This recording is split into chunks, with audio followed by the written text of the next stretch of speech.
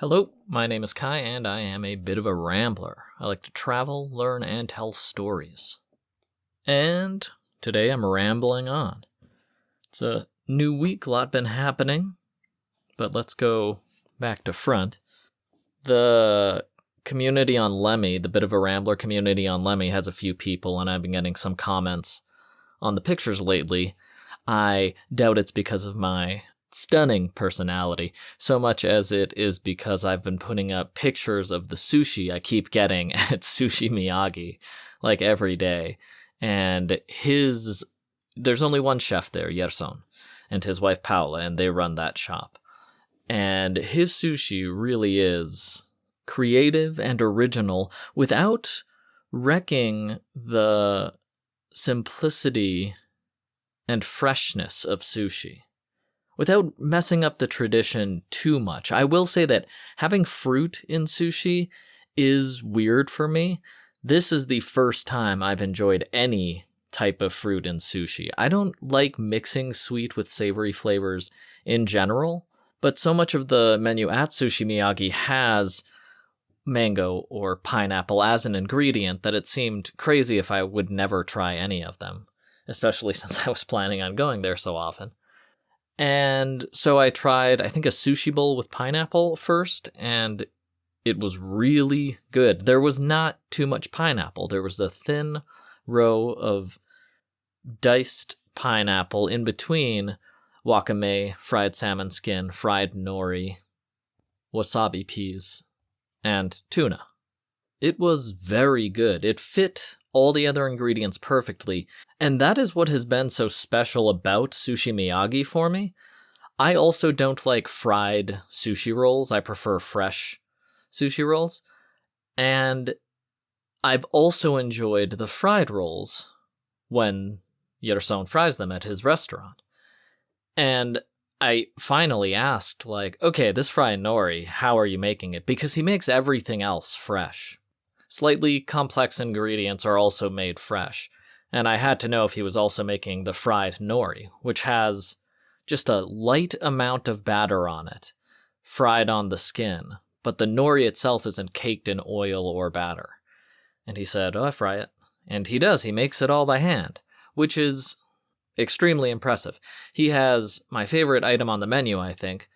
He calls them nori tacos, and it's a nori shell in the shape of a taco shell, fried nori shell in the shape of a taco shell, and then sushi rice base, and then avocado, and then either salmon with scallions and eel sauce or tuna with a little bit of spicy mayo and then a couple spritzes of truffle oil on top.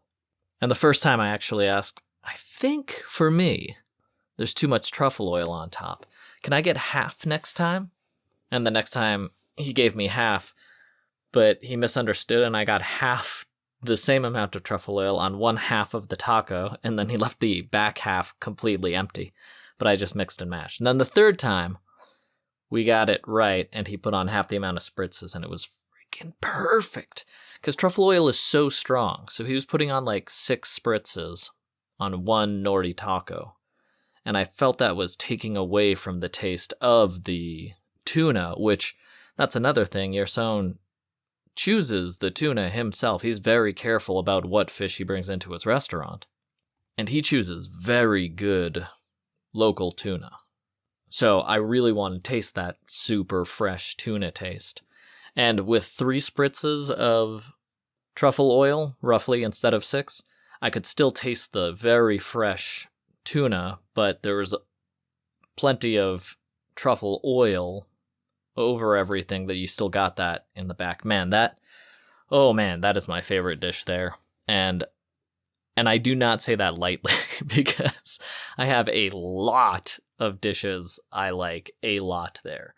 The tuna bowl, which is what I just described earlier, sushi base of rice, sushi rice base, and then tuna, avocado, wasabi peas, pineapple, fried salmon skin, cut up fried nori. Amazing. Oh, but he makes the fried nori, right. So he actually uses a frying pan and then dips the nori into the oil to fry it with, I guess, a little bit of batter. I don't know how he does it, but there's bits of fried batter on the nori when he's done. And then for the tacos, he actually bought a specialized taco making thing that you would buy for a normal taco restaurant, where you put the tortillas on metal molds and then dip them in oil and fry them. And he does that with his fried nori, and he fries them in that shape. So he bought a special mold for that, just so he could make these nori tacos. And oh, it was such a good idea. Those are so good. If you're going to Panama, go to Sushi Miyagi, get the nori tacos, or get the tuna bowl, or really, I don't think I've had anything I don't really like. And there's a huge menu there, and I've gotten a lot of it. But the ones closest to traditional sushi, especially, because his sushi rice is fantastic and his fish is always so good, they're just perfect. Like the forever roll is real simple. It's tuna, salmon, avocado, inside sushi rice, topped with wakame. And it's perfect. Like, that's a perfect roll. It's so good. But the first time I got a crab roll just to try what his crab tasted like, turns out that was apanado, which is a fried roll, and I didn't know the word apanado when I ordered it. So when I got it, I was like, oh, okay. And I was going to try it anyway, because while I have literally never enjoyed a fried sushi roll or non-traditional, very original types of sushi with fruit and whatever, but I had liked everything on the first several trips to Sushi Miyagi already, and I was like, well, I mean, if anybody can make a fried sushi roll taste good, it's going to be this chef. And it was so good. I liked the fried nori a lot and couldn't believe it. The fried nori, and then around the sushi roll itself. And there was crab inside, but boom, now I like fried sushi rolls. I have to try them now at another restaurant, because I've never liked fried sushi rolls at all before. I like the fresh fish and the fresh rice too much. And I've never liked fried nori either. It's always seasoned with sugar, which I think makes nori taste terrible, at least to my sensibilities. So this is the first time, literally ever, I've enjoyed eating fried nori. And it is a snack in Asia. You can find it everywhere. And I've tried it every kind of way that they make nori. I like original nori. I like eating it as a snack, and I like it on sushi. And I've tried every kind of fried nori I've ever come across, and I have not once enjoyed fried nori. And here at Sushi Miyagi, I love it. It, again, mixes in with the rest of the ingredients so well. The nori tacos I'm talking about, so that's a fried nori shell, sushi base, avocado, raw fish, a little bit of mayo or sauce on each of the fish. That is a lot of liquid. That's a lot of soft food. And with that much soft food, it's really satisfying to have a crunch of the fried nori shell around this otherwise maybe a little mushy meal. So this dish is made perfect by its its hand-fried nori shell. And I just cannot recommend this place enough. If I chose to, I probably could just talk for this entire episode just about Sushi Miyagi. And maybe I should. Why the heck not? You know what? Okay, I'm just going to keep talking for a while, because another thing that I have never liked before is Japanese tempura. And I know everybody loves it. Americans love it because it's deep-fried bread, which they love. And Japanese like it because it's traditional. Although every time I have tempura, the tempura is old. Even if it's basically fresh to me, it tastes too gummy or too bready or not cooked enough or something like that. In Sushi Miyagi, I got a tempura roll just because I was like, hey, he makes everything good, so why don't I try this? And when I got the tempura, I thought it was tempura, but it was actually his version of tempura, which he does distinguish on the menu from something else. Maybe he just calls it apanado for fried. But instead of using a batter to fry the langoustines first inside, like a shrimp tempura. The chef at Sushi Miyagi, Yerson, uses very slight, small size breadcrumbs and attaches those to the langoustine and then fries that. So instead of a thick, bready covering, even if it's, crunchy on the shell, it'll be a little gummy inside. This is just the crunch. So you don't have any gummy batter or dough like you would in tempura, like I almost always get in tempura, like I pretty much always get in tempura, which I don't like. I don't want to doughy bread around some fresh ingredient, like a langoustine or whatever they're tempurating. I definitely don't want it on vegetables. I don't want doughy broccoli or whatever. So there's the crunch, no extra oil, just a crunchy, still fresh as of 5 minutes ago shrimp in the middle of this roll. And boom, there we go. There's another new one for me. Now I like fried stuff inside a sushi roll. I haven't liked it at any other restaurant in the world so far, but now I know that it's possible as long as you fry with small breadcrumbs instead, so that there's not a lot of oil and doughy bread around it. It can taste quite good in a sushi roll. And all of his sushi rolls are meticulously paired with all of the ingredients. So because that has a fried ingredient inside, there's also going to be soft things. There's also going to be avocado, or on the top there will be a tuna tartare, or the salmon with eel sauce. There has to be a lot of soft if there's going to be something dry like breadcrumbs inside there. But what's remarkable about Sushi Miyagi's menu is that I have tried, I'll say 30 things, at least 20 different menu items. I wouldn't be surprised if it was 30. And each of them are extremely original. They're very unlike each other, the different rolls and the different menu items. Like the nori tacos, I've never seen a nori taco on a sushi restaurant before. Probably because when you think of a nori taco, it sounds sacrilegious. But it's really just a reorganized sushi roll. All of the ingredients are fresh. It's all raw tuna, all that. Nothing is cooked except the fried nori taco shell itself. And that fried nori shell is perfect because, again, I don't know how he does any of this, but when Yerson fries stuff, he fries it so that there's no extra oil and the oil doesn't get into anything. And he's very meticulous, so I assume he watched some YouTube video and just knows the perfect temperatures of how to fry stuff. But it's very rare to find that level of quality in fried foods. For me, and I don't eat a lot of fried foods, but I try them in places where the food is good and the fried part is an integral component of a dish, and I still don't like fried foods very often. That is breaded and fried foods, specifically. Even fried foods are tricky, but I'm mostly referring to breaded fried stuff, and especially in sushi. So every time I went to Sushi Miyagi in Panama City, baby, I'm saying it so that if you're anywhere nearby, you go.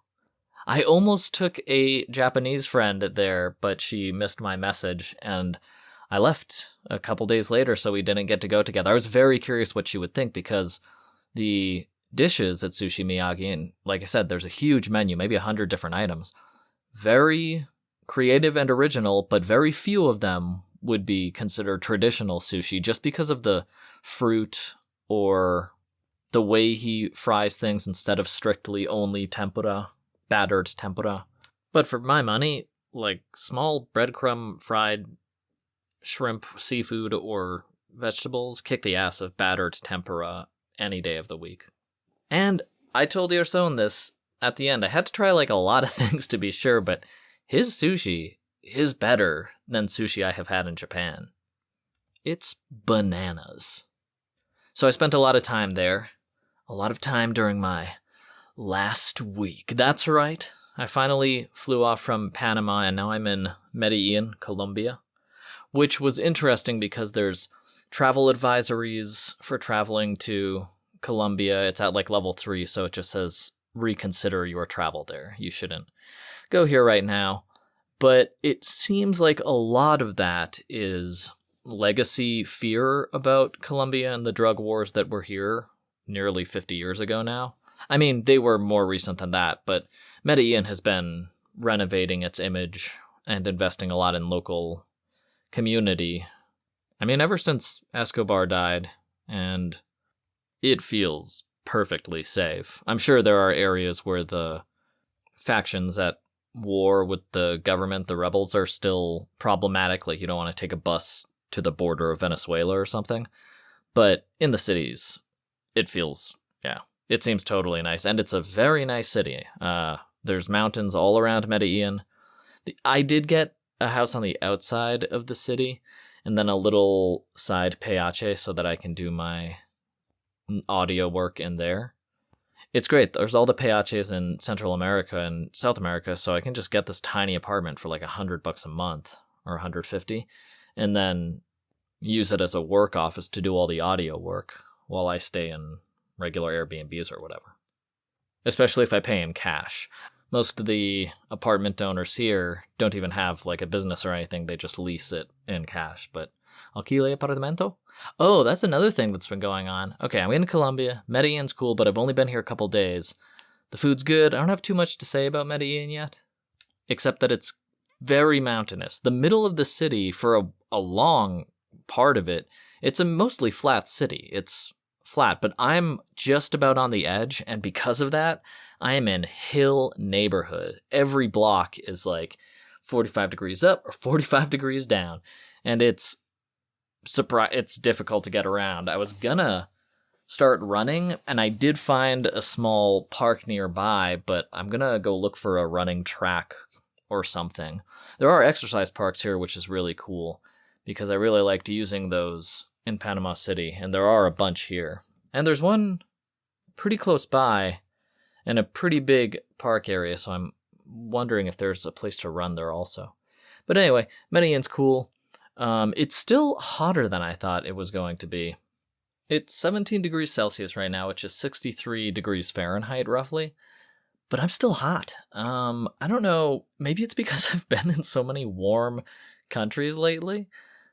Like, it's just, I'm too hot. I gotta go to Bogota because that's at 8,000 feet of elevation, over 8,600 feet or something, and I know it's cold there. But I think I've just spent too much time in Central South America and the tropical regions, so even though it's drier and cooler here, I can walk around in shoes here, which is good. My sandals were almost dead, so I left those behind on the trip to Medellin. One, so I didn't have to pack them and carry an extra something, but also just I figured it would be cold enough here, because that 60 degrees pretty comfortable. But yeah, still a little too hot for me. So I'll stay here for 1 month, I don't know, maybe 2, but I anticipate that I want some cold weather lately, so I think I'm going to go up to Bogota just so I can instantly get down to the 40s and really be chilly and remember what it's like to be cold. It's been too long. It's been all tropical for me, or warm, for almost a year, which is a long time for my hot-blooded nature. I prefer colder weather, so I'll probably check out Bogota. This is already higher than Denver, this city. Oh, but the safety, right. The other thing about Denver is I checked all the safety statistics, like violent crimes, in Denver versus Medellin. They're higher in Denver. So Medellin as a city seems perfectly safe now. All the travel advisories definitely seem to reflect like legacy anxieties about what was happening very real before, civil factions, the rebellion fighting against the government and coups, and yeah, the drug wars and everything. But none of that is actually happening now in the middle of the cities where all the travel advisories are still in effect. And I just met so many Colombians when I was in Panama City. A bunch from Medellin, a bunch from Bogota, all over Colombia. And none of them seemed to me to be the least bit afraid about going back to Colombia or anything. They were all tourists having fun. And they weren't rich kids. They were all assistants for a company or so. They were just normal people who flew to Panama City, cheap flight ticket for a vacation in a different country.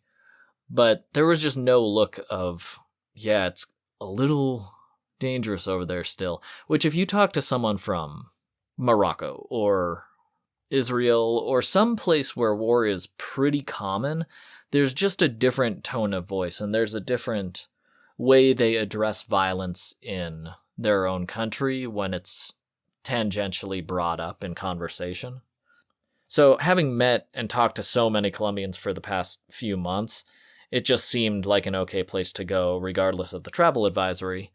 And, I mean, they're chill here. This is a laid-back city for sure.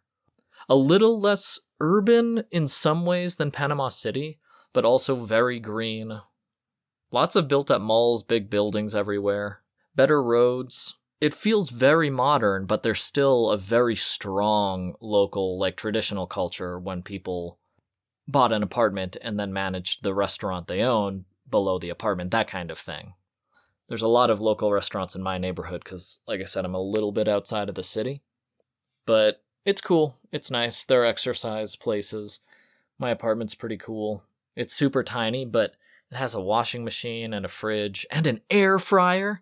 I haven't had an air fryer in my apartment in a while. I don't know, but it's very fun to have the air fryer again because they have all sorts of salchicha, like sausages and meats here that you can buy on the road, and I just take them home and fry them exactly to my desired crispiness. And I got a chorizo that kind of sucked, and then I put it in my air fryer for 5 minutes, and it was great.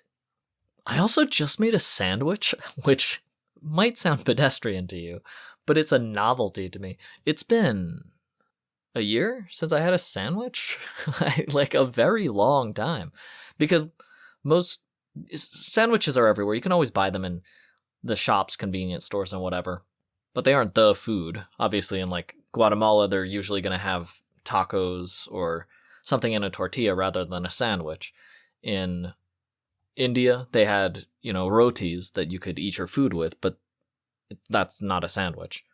And today I bought ham, which I couldn't tell you the last time I bought ham. Bought some crappy processed Gouda smoked cheese, which I have liked since I was a little tyke.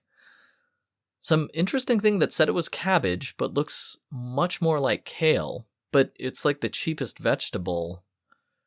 I don't know, it's very confused, but it's this super leafy, broad-leafed green vegetable that was great for the vegetable part of the sandwich. And then they have pan primavera, which is a very fluffy challah type bread. And I made a couple ham sandwiches, and it was really fun. And I did get some salsa chipotle as well, just so I could have a little sauce in there. Bread still makes me feel heavy, so I don't know if I'm going to buy much more sandwich stuff after I use up this one pan primavera, which is huge. It's like, I don't know, the size of 2 shoe boxes for $1.75 or whatever. Things don't seem much cheaper here than in Panama, maybe a little bit. The meals themselves, like big meals, seem a little more expensive. I've heard that the menu del dia, the menu of the day, are cheaper if you go to all the restaurants between 2 to 5, something like that. Their lunch specials, menu del dia, are all cheaper here. But whatever, I'll try it if I try it, and if not, whatever. There's so many. I could go to one restaurant every day, and I wouldn't be half done just seeing my little 8-block neighborhood. I wouldn't be done seeing all the restaurants just here, even if I went to a different one every day. And that's why I don't travel with a plan, because I'm going to wander around, I'm going to find great restaurants, and some of them will be better than others, but there's no doubt that there's going to be something cool to find as long as I just keep walking up and down these frickin' mountains for the next month. I do like I said, it feels very safe here, and there are trees everywhere. I think it's even more green than Panama, which is crazy because Panama is so green. Like that city, Panama City specifically, is just very well integrated with trees, and it looks like they put a lot of work into making sure the trees are everywhere. And they're planned out but they feel organic, like there are just trees there. What's a little different here in Medellin, it feels like they just never cut down the trees. They built up blocks of apartments, like the PH that I'm renting here, and then my apartment across the street.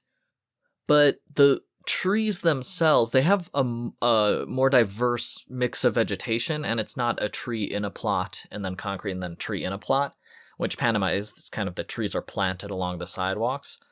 These are kind of like whatever they didn't need to build the block, they left alone. So the sides of the roads have a lot of different plants and real looming trees over the side and stuff, which is really nice. It feels even more wild here, even though the city itself is obviously so modern. It's really interesting. A very modern city, obviously.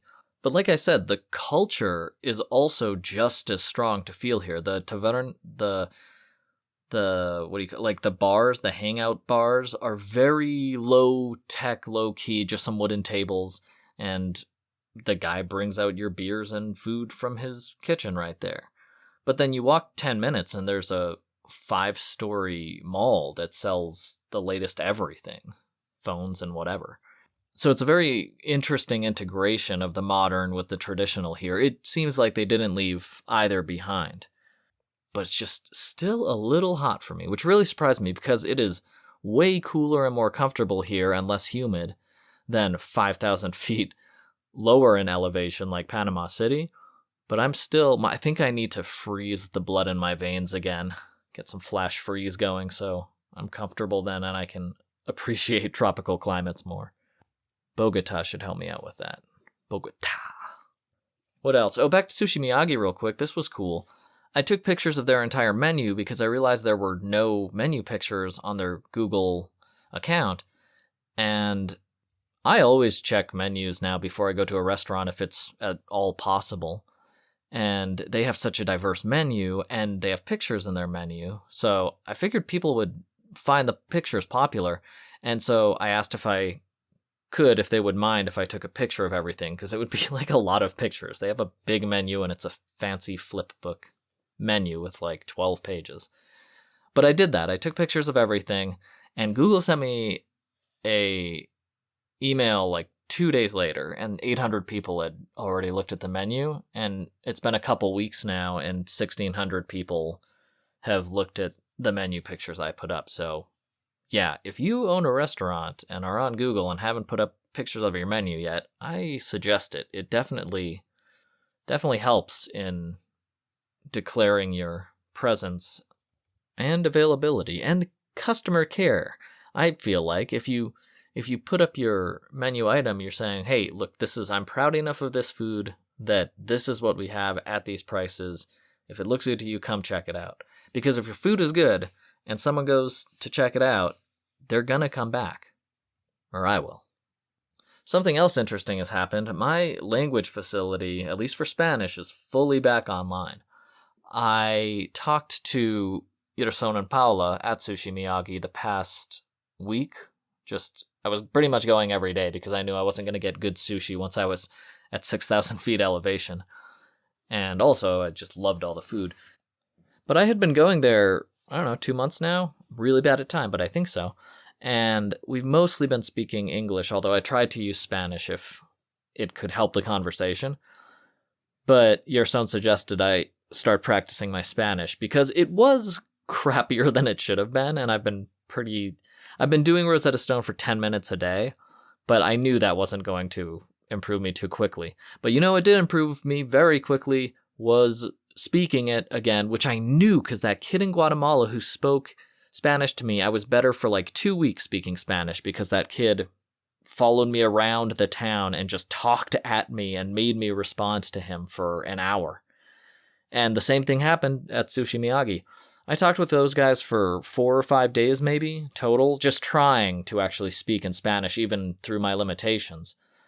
And when I got to Medellin, I was just talking to people. I was having basic conversations. And when I talked to the person who rented the Airbnb, she had a surprised look and she was like, oh, you can speak Spanish. And I was like, I can speak pretty bad Spanish. But we had already been talking for like 20 minutes in Spanish. I just didn't want to say I was good and jinx myself, like she'd start using words I didn't understand. But I realized that we had been talking, for 20 minutes, and I got a bus into the city, and every interaction in the airport, I was able to ask where I could get a SIM card and where a specific bank was. Just everything I needed to ask anyone, I was doing in Spanish, and completely naturally, as if I was, 20 years younger in high school when I was actually good at Spanish. But I feel extremely comfortable speaking Spanish now, and this is this feeling now with my Spanish is how I used to feel about every language. And I think the thing that changed was that I stopped talking to as many people because I'm listening to so many podcasts. I'm doing all of this audio work. I even exercise alone. So I think I'm doing too much alone. I think I'm doing too many solo activities. And I'm not even trying really to push myself with Spanish. Because even 2 weeks ago, I talked to a girl and I was still like, man, you got to study more. Why can't you speak to this waitress about very common topics that you're familiar with, my history with my school and all like that? And now with this new host here, I could explain all of that, like, super easily. And maybe more importantly, I could understand everything that I knew that she was talking to me about or that anyone had talked to me in the past week. I could understand them to my level. Like, the unknown words were obviously still unknown, but anything I did understand, my brain was just comprehending it. So that was pretty satisfying and makes me want to go back to Japan because I've been watching some anime lately because I never got as good as I wanted to be in Japan. Because again, I was always listening to English language podcasts and walking around from town to town. So I was doing a lot of solo stuff. But when I did talk to people, I always felt like I should have studied more. So, I don't know. I'm pretty excited. I feel the language facility just feels like it's back online. So I want to try it with something else after Spanish, because I feel like I'm racking up the vocabulary and everything pretty quickly now that I can talk to people. But I don't know how long I'll be in South America, so we'll see. Speaking of the anime, though, I finished Barakamon, which was recommended by Sophia, a friend in Guatemala. And I think I finally get slice of life anime, which I never really liked before. I thought it was kind of slow for me, but I liked the parent-child relationship that was in Barakamon, and so I looked for other things like it.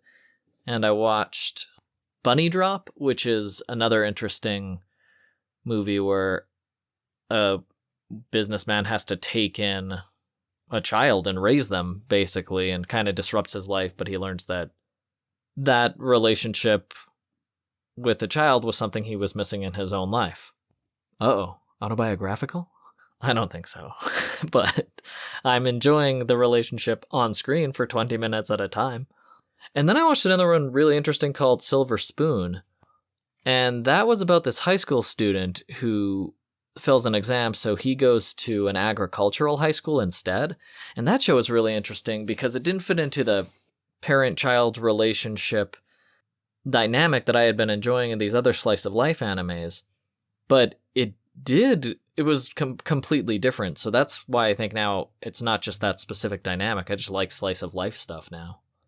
Because they really went into animal husbandry and how to take care of animals, how to slaughter them, the cognitive dissonance of knowing you want to eat that pig, but also you want to name it and become friends with that pig that you're raising.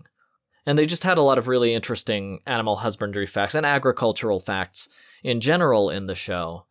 And yeah, really good character relationships and dynamics. I was pretty impressed by Silver Spoon. I was very impressed by Silver Spoon.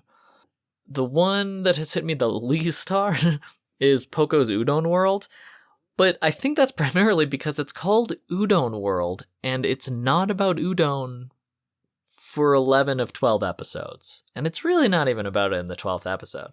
The udon does not play a significant part in that anime. And I checked the Japanese, and it says Poco's Udon World. That's the straight up title. Like, yeah, his family owned an udon restaurant, but it's barely mentioned. And I like udon, but it did teach me that Kagawa Prefecture is Udon Prefecture, like in real life Japan. So next time I go to Japan, I'm gonna have to go to Kagawa because udon's my favorite kind of Japanese noodle, I think. Like a curry udon too? Get out of here! Or a spicy pork udon? Oh my gosh, I've been talking to too many people about Japan lately. And I've been eating too much good sushi lately in Panama City. I don't know how long my South America trip's gonna last because I feel like I gotta get back to Asia. It's been a while. East Asia specifically. Also, my visa for China expires next year, so I want to use it one more time, I think, and go to Yunnan before it expires, because that's one of the only parts of China I have never visited. I think because it's always talked about as more touristy, it's kind of like the weed capital of China, because marijuana grows naturally in all the fields. And because of that reason, it's more touristy. It's in the mountains too. It's beautiful, apparently. So, yeah, they didn't have a lot of famous mountains to climb either. I climbed all the famous mountains that I knew about. But you know what? Why not? Like, Medellin's supposed to be a crazy touristy town, but I think I chose the neighborhood where no tourists are at all, because I haven't seen one since I got into my neighborhood. I haven't seen one since I got off the bus, actually. Which is how I like it. I prefer less tourists, but I feel like in Yunnan, the most touristy city in China is still not going to be very touristy, because they do not have a lot of visitors in that country. But anyway, I'm loving these slice of life things. I just got into a new one where a guy has to raise his daughter alone, and they make friends with the co-owner of this restaurant. She invites them to learn to cook with her, because she's not great at cooking, and he's terrible at cooking, and his daughter isn't eating well because he just makes microwave dinners all the time. And so they're all learning to cook together, and then there's that parent-child dynamic, which I liked in the other two animes, and I really like it. I love these food animes. I watched Food Wars before. I love Japanese food, obviously, but I love the devotion to cooking their food almost more than I like the food itself. Because Japanese cooking, like, a lot of their dishes don't have super strong flavors, which I do prefer. I like very strong flavors. But the care in these animes, but also in real life, that Japanese chefs put into creating their dishes, like the care they take with each ingredient, how they prepare it, how regimented really their cooking is very interesting and fascinating to watch. And it, of course, in anime, it always looks even better than it could in real life. Like, I just learned, and they put real information in these animes also, which is really interesting. I never knew about Gohei Mochi, but it sounds great. It's rice mochi, and then you make a separate sauce, and you grill the rice mochi on a pair of chopsticks or whatever, on a couple skewers, and then put the sauce on, and then grill it again. So you have a savory grilled rice mochi. I don't know, it sounds freaking great. Maybe I'm hungry. Maybe I should have made 3 sandwiches instead of 2 today. No, I just love watching these food animes, and then, yeah, I love food, so get off my back, me. So I was watching Star Trek recently, The Next Generation, which is still good. The 3rd season is very good, but I feel like there are definitely a couple episodes in the 1st and 2nd seasons that hold up to the quality of the 3rd season. But I'd be curious if I go back and still feel the same way, because the 3rd season is also very good. And people usually say the 3rd season is good and 1st and 2nd are not very good, apparently on the community of Trekkies. But I was watching an episode and I realized, one, that Pamela Adlon is in Star Trek, and there's so many famous people, and it's amazing to see them constantly. Leland Palmer, Sarah Palmer's dad from Twin Peaks, is in this, and I know he's famous and has a real name, but I'm sorry I don't know it off the top of my head. So I'm recognizing all these people. I can't believe Pamela Adlon. The Next Generation feels like such an old show, but it's not that old. And Pamela Adlon was great. She was Pamela Sewell, I think, at that point. Anyway, I accidentally hit a button and it switched audio tracks, and I found out there was a whole behind-the-scenes commentary of cast and crew giving commentary on every single episode.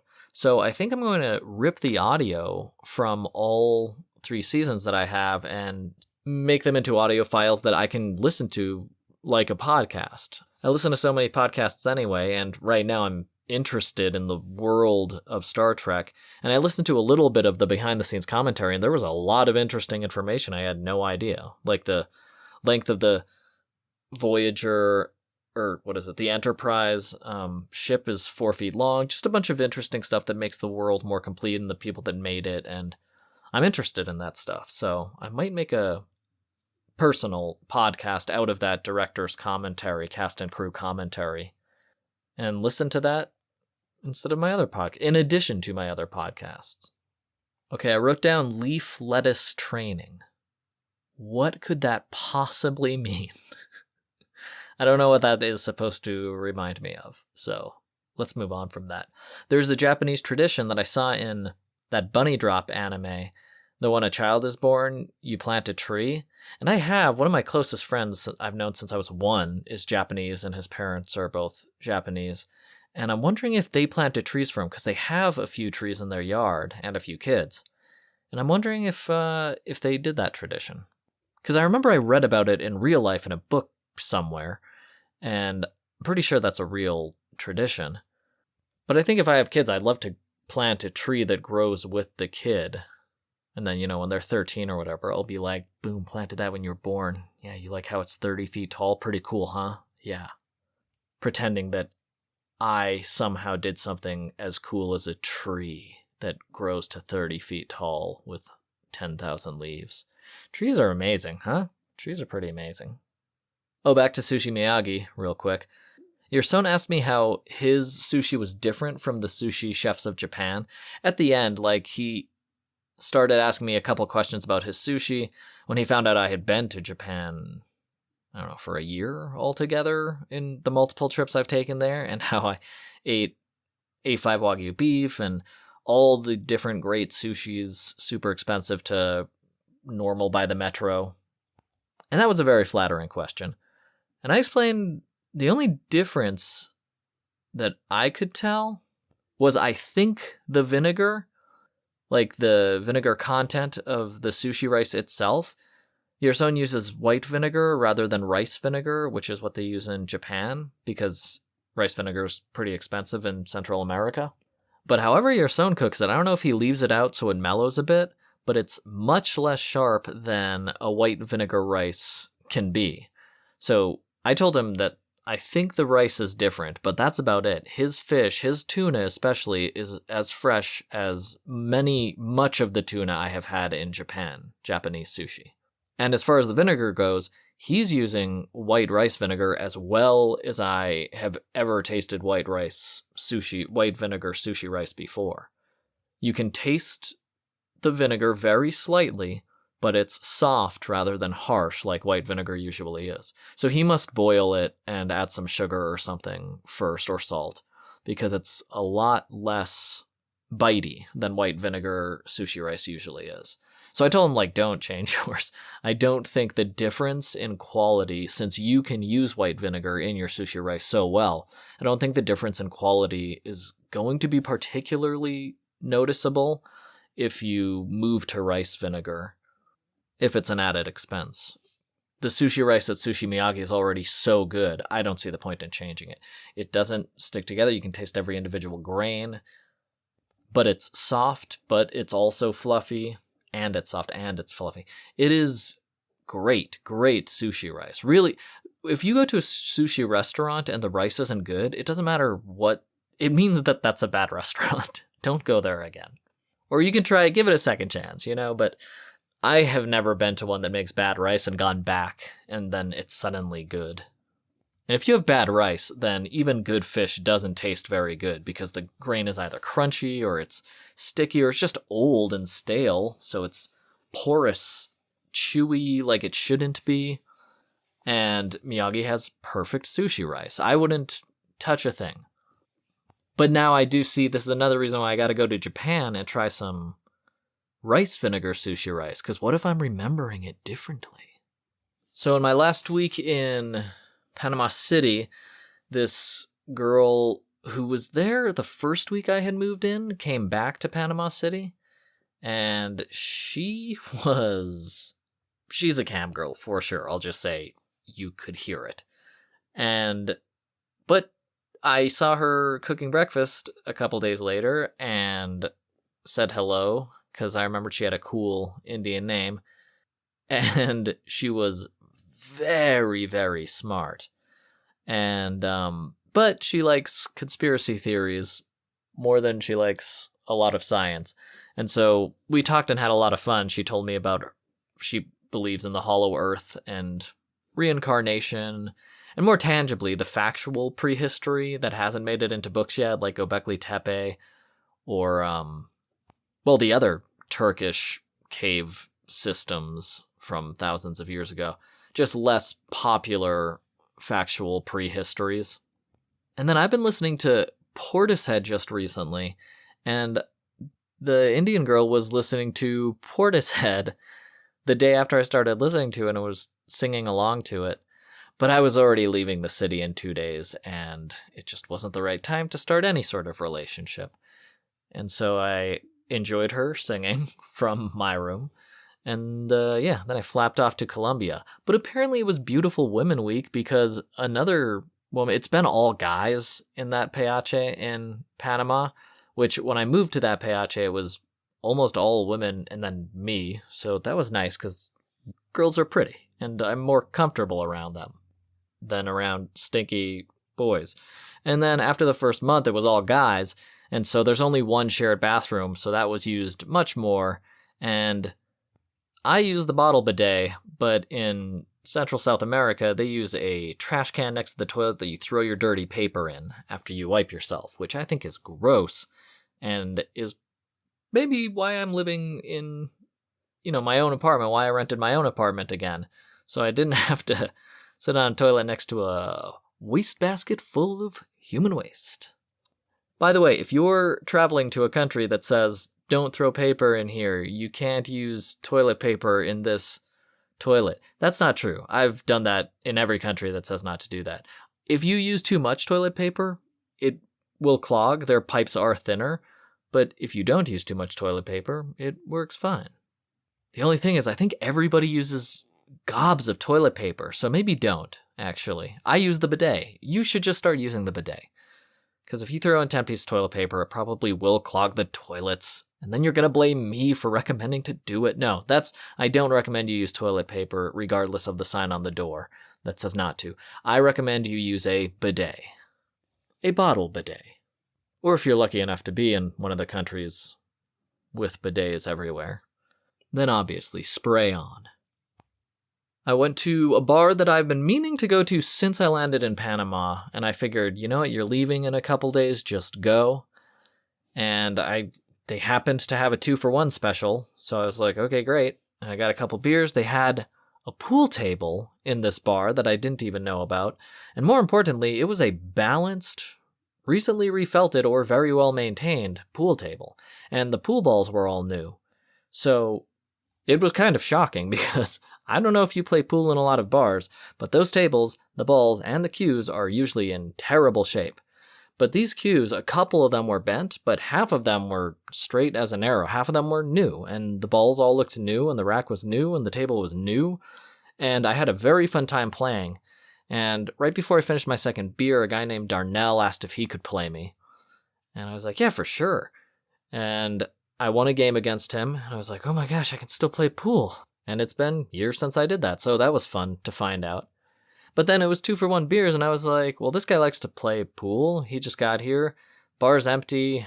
I can have a couple more beers. And I asked him if he wanted to keep playing. Darnell was like, heck yeah, man. But I won the next 3 games as well, except one time I think Darnell should have won, but he was trying to show off by doing a corner hit, and he didn't, because I don't show off at pool. I just struggle to win in any way possible.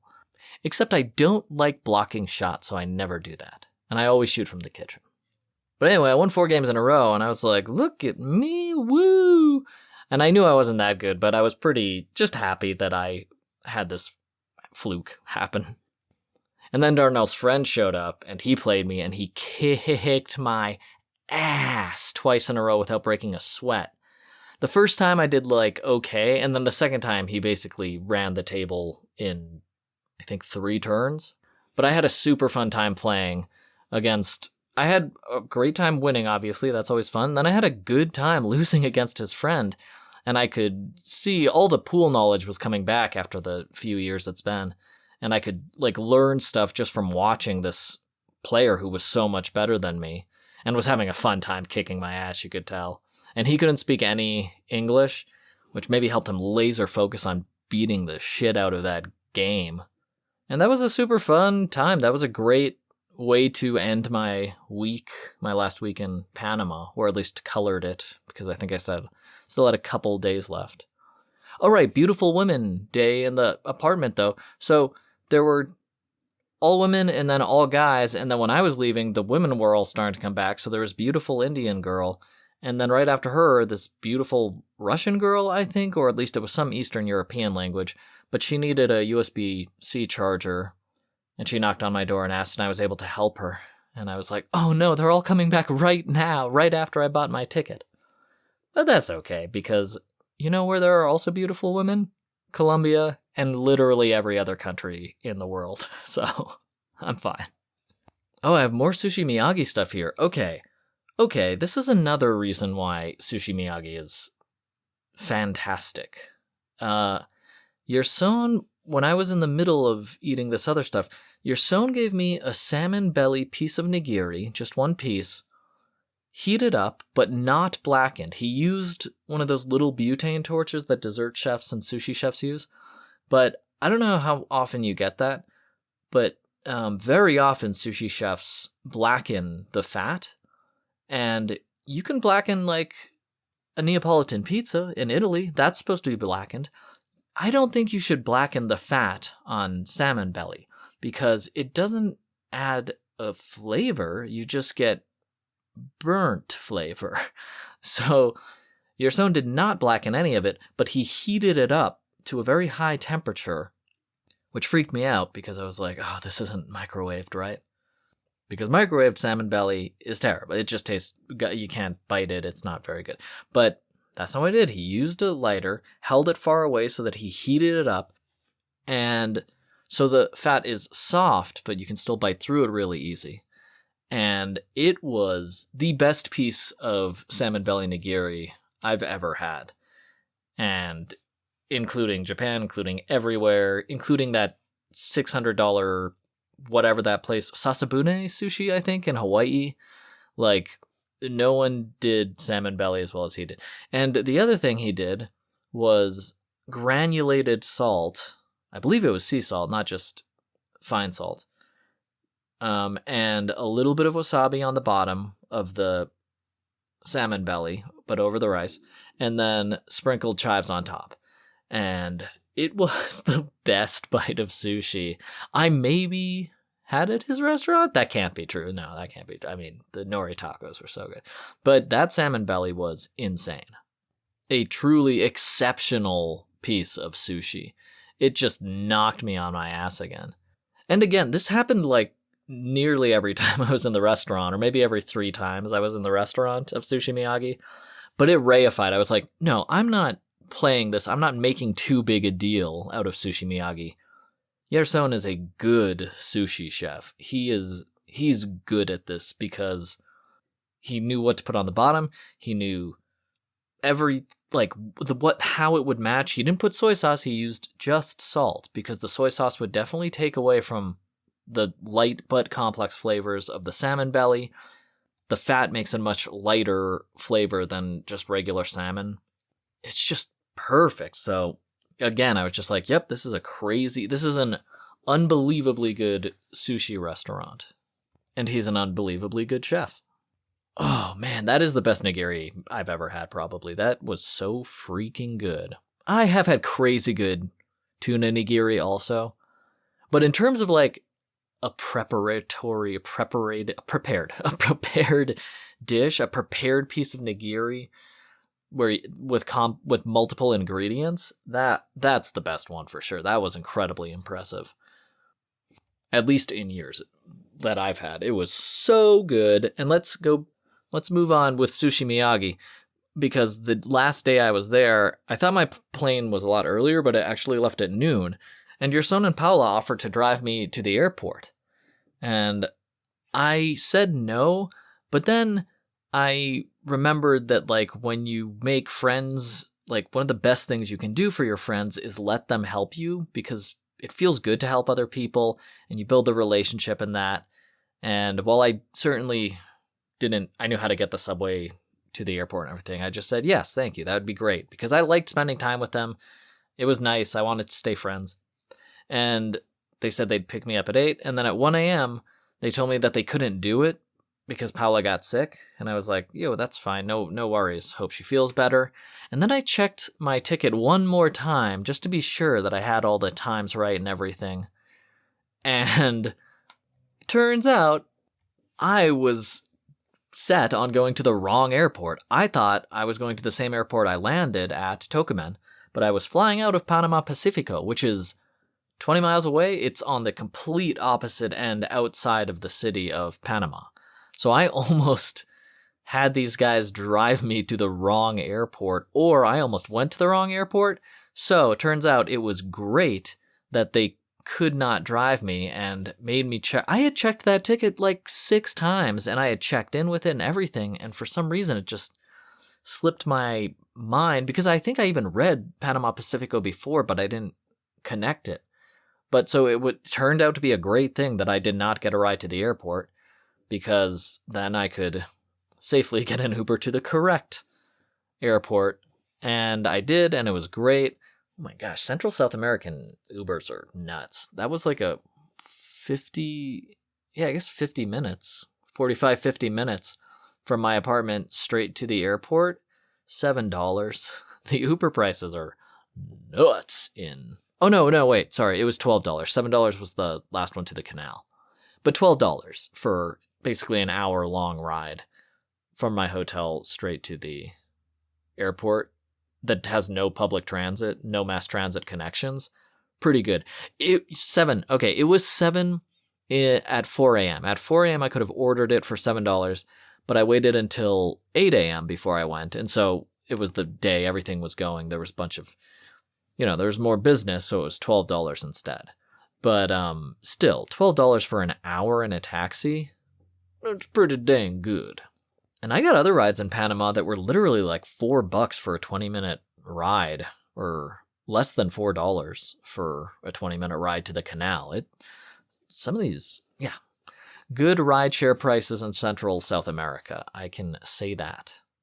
Yeah, so I want to say thank you again to Yerson and Paula, not just for all the good sushi and the pretty restaurant and teaching me Spanish and practicing with me, but also for making sure I got on the right flight.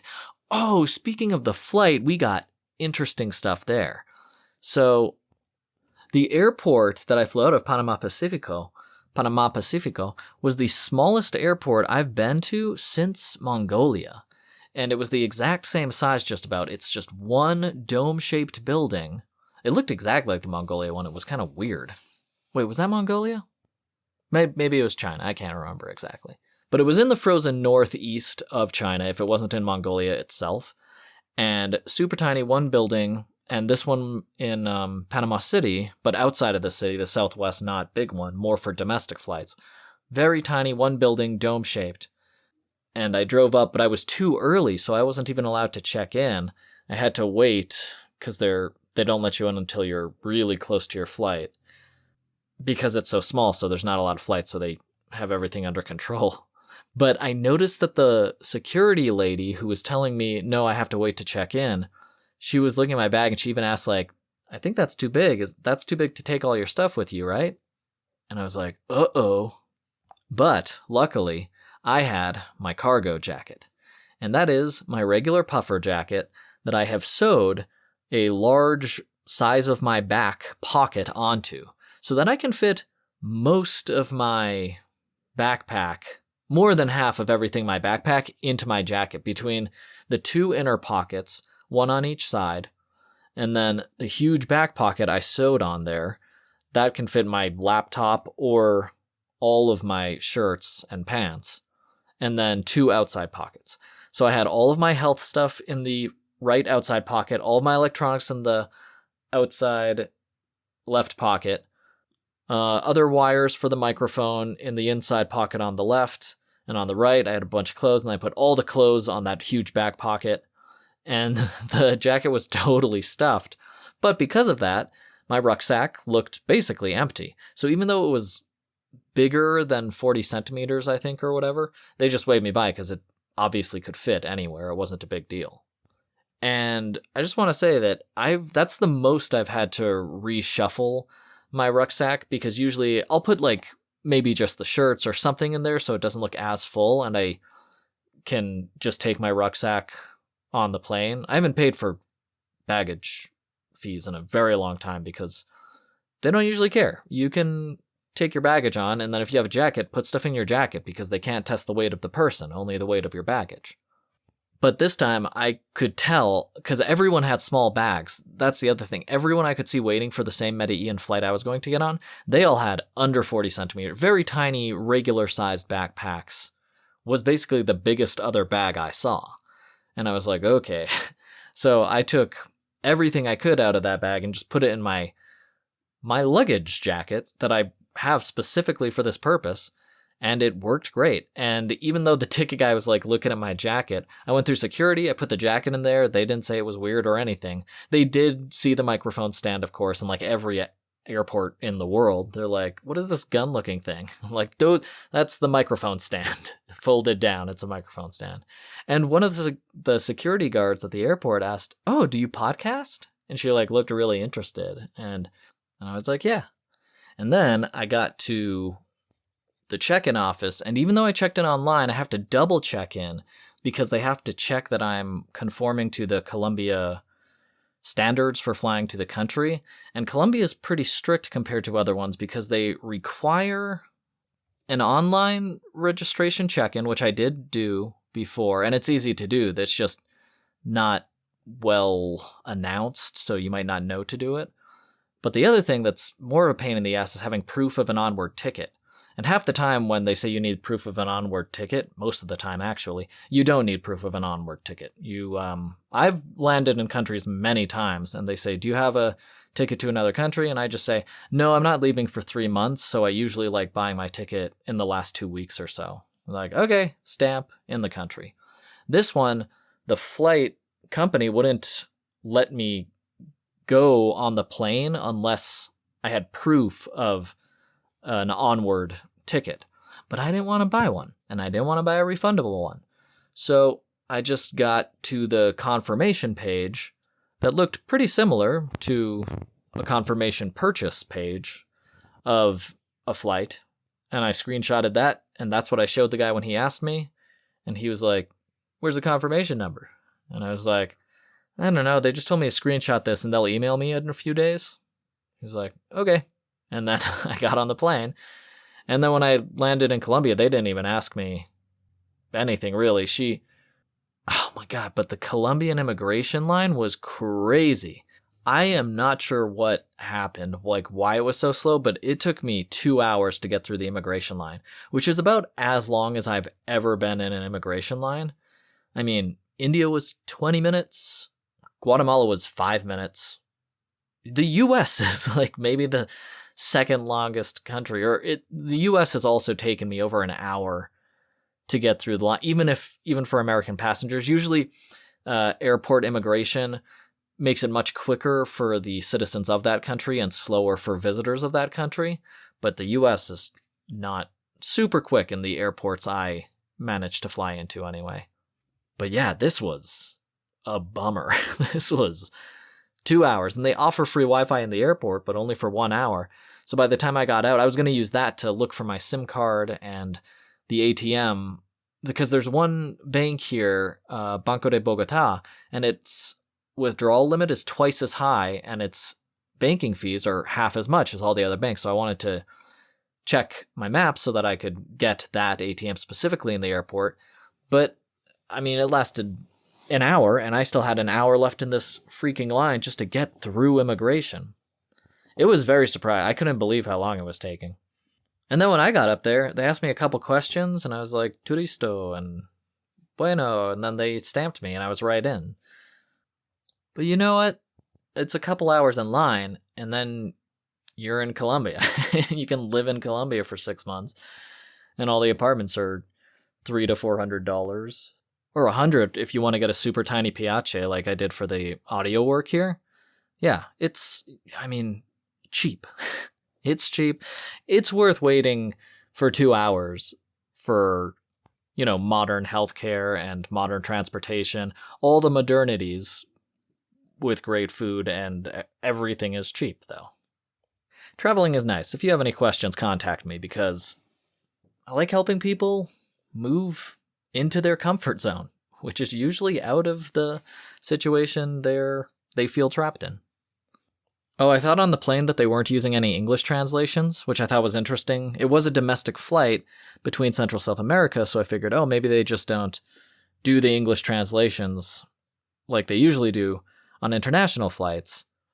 Well, I guess this was international, but still, smaller airport, whatever. But it turns out that it was just her accent was so strong that I didn't recognize she was translating things into English until her fourth announcement or something, and then I caught the word, I don't know, airport, flight, whatever it was, and I was like, oh, she is speaking English. So, turns out my ear just wasn't catching the English translation. But they say the same thing in every language, like you don't have to listen to the flight attendant. Buckle your seatbelt, put your seat up, put your tray up, and then they'll fly you to a country. Flight was easy.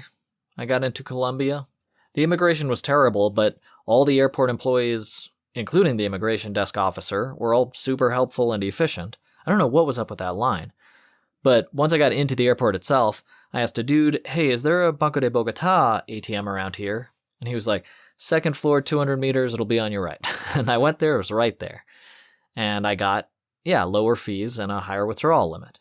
So I was like, great, first step done. Then I heard that Tigo is better than Claro in Medellin, even though Claro is a bigger company. And I got Tigo, and I have had the Wi-Fi. It's $10 for 1 month, 18 gigabytes or something. I download everything on the Wi-Fi, and then I just use my data while I'm walking around. But thanks to whoever said Tigo is the way I should go, it's been 5G blazing fast around the entire city so far. And I'm on the edge, but it's still, I'm pretty impressed by the coverage. It's great. $10 a month, pretty good stuff. And it was no trouble to do. I've heard that you have to register with your ID with the Colombian government in order to get a SIM card, but I talked to several of the SIM card agents, and maybe they've changed what you have to do by this point, but every one of them told me, no, you don't have to do that. You just buy the SIM card and put it in. And I literally just bought it, put it in, and it started working. And the SIM card girl was like, boop, boop, you're good. It was a very painless transaction. We'll see in a couple months if my phone gets blocked. But everybody seemed like, everybody told me that it was fine. And so far it's been fine. There is a lot of good food so far. Like I said, just in my little neighborhood, it's like 8 blocks connected, surrounded by parks and trees and everything, and then there's a billion frickin' restaurants. And I don't know which one to go to first. There are some fast food ones, like fast food, Colombian fast food, but there's a local street stall that sold butifarras and a bunch of other stuff. But the butifarras were only 3 for 2,000 pesos, which is like 50 cents, for 3 of these, what looked like blood sausages to me. And I figured, why not try them? It's only 50 cents, and you want some new meat? You never tried this? And it turns out it's, I think, like haggis, because haggis is like stomach lining stuffed with ground meat, right?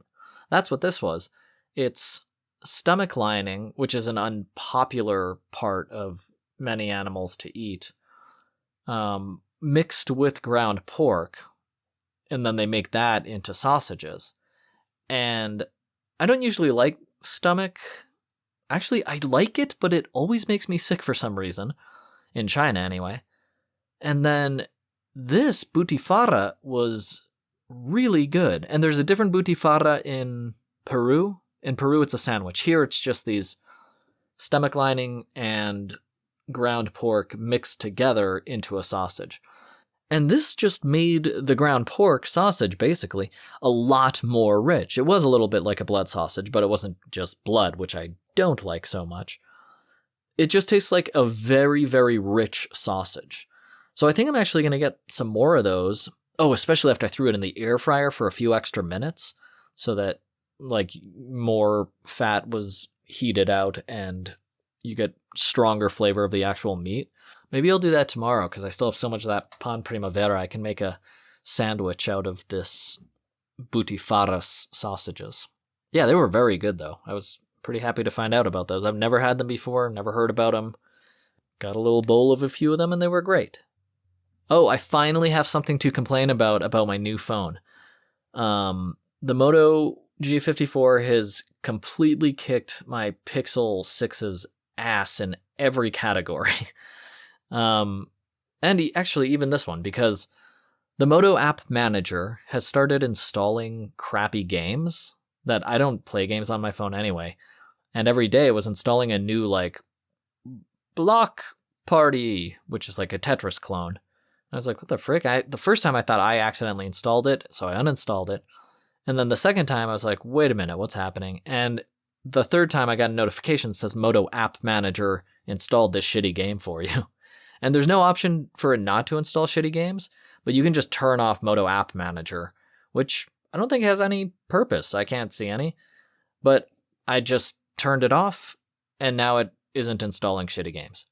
And Pixel 6 installs a bunch of shit, and you have to block a bunch of stuff, and it's a lot more of a hassle than this was. So that's the only irritating thing that my G54 has done so far. Oh, it did blip out and soft reset itself, like something went wrong, I guess. But that's happened on my Pixel 6 a dozen times. So I'm so happy with this new phone compared to that Pixel abomination. I have no desire to try another. They could tell me, I don't care what they tell me about the specs of whatever the next Google Pixel is, I'm not getting another one of those phones for a decade at least. All the people who worked on it have to be in different departments and switched, or I couldn't believe how bad the Pixel was. That is by far the Pixel 6 was the worst phone I have ever had by a huge margin, and that's including my Oppo, which I thought had the worst software I had ever used until I got the Pixel 6.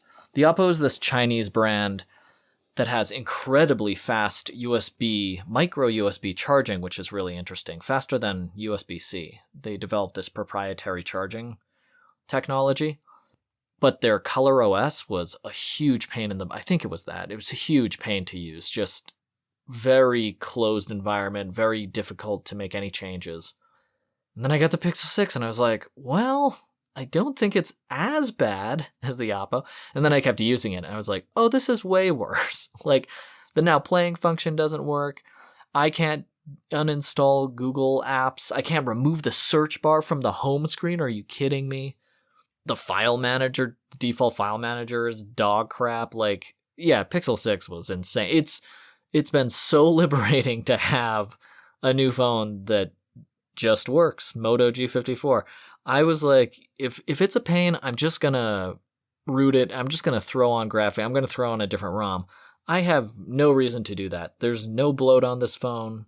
It's lightning fast, has eSIM, has the micro SD extra storage. I'm putting my offline music library on that, loving rebuilding my music library again.